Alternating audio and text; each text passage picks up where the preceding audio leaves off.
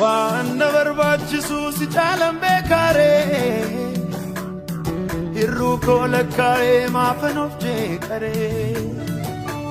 miichuu koo naaf taatee gaafan harkaa dhabee maana keessan fayyee isa normaan cabee Wandar Musaa nafneef na dhiphise na jeequs yaadni koo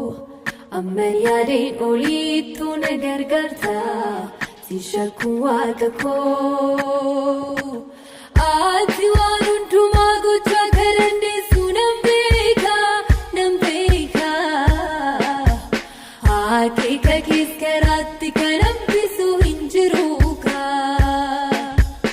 Ati waan hundumaa gochaa kan dandeessu nan beeka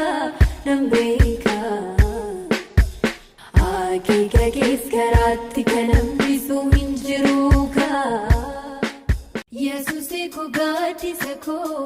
abbaa koo simboo bareedaa nuffee dadhabeeran jedhu mana keettan si farridaa guyyaa rakkinaan si